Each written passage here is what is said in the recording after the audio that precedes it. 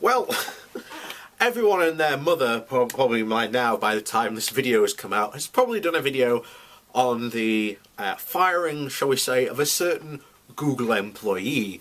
We all know who got fired, but as usual, I am late to the party, but nevertheless I shall throw my two penn'orth into the ring to see what prizes I can win.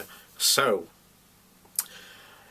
here's the thing. I am very 50-50 on this, because you've got the two sides that are, as usual, going to war. You've got the anti-SJW side and the SJW side.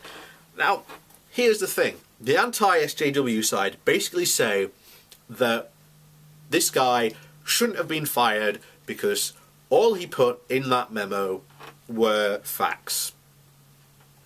Okay, and I agree with that point. He did put facts in there.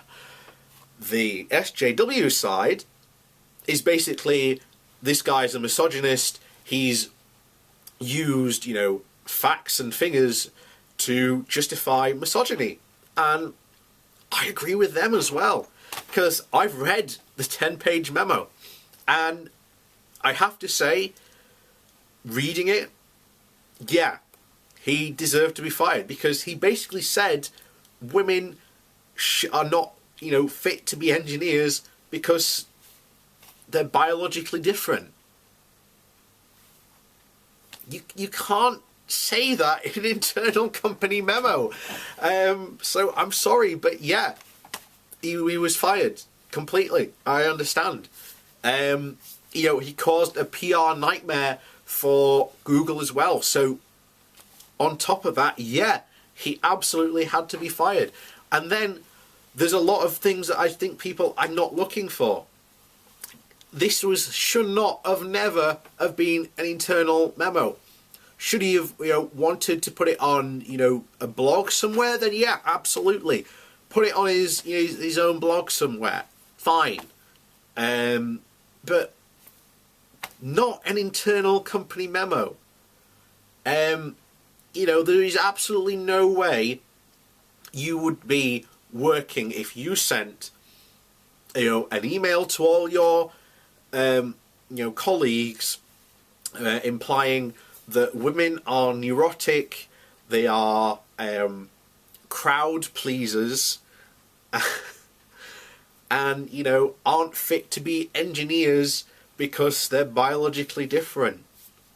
Now, if you want to have a talk about that, how women approach different things because of their, as I said, he states a lot of facts in there. Yes, women are biologically and physically different.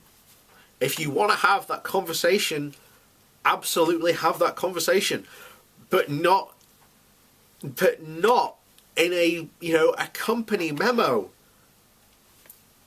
And this is a classic case of both sides. The antis and the SJWs are freaking out over it. And here I am sat in the middle just going, I agree with what both people are saying. I agree he should have been fired. Yeah, I agree those are facts that are posted in emails. And to be honest, I'm slightly on the SJW side of the fence on this, that yeah, he should have been fired because of what particularly the manifesto, shall we say, implies about women and them working the tech industry. Because if you've got for sake of argument, 40% of Google employees are now women, what are they going to be thinking? Has he disagreed with me? Has he disagreed with me because he thinks I'm neurotic? Is he not pleased with me because I've agreed with him because he might think I'm a crowd pleaser? All these other things that that's not something you would send in an office in that type of environment. And the other thing about silencing political opinions, I'm sorry, but work is not the place, shall we say, to have a political discussion. If you want to have one, then fine, but no one, is going to, silence you, if it's going to disrupt your work. And the other thing, a lot of people have said that, conservative ideas are banned. What conservative ideas? It doesn't actually say what conservative ideas, he wants to say, by the way. He might be something like, I don't think, women should be allowed abortions. He might think that Google shouldn't be paying for, healthcare. You don't know what conservative position are being, silenced according to him, because he didn't actually say what conservative positions are being silenced. So there's that on top of it as well. But so let's wrap up now, because I've said what I need to.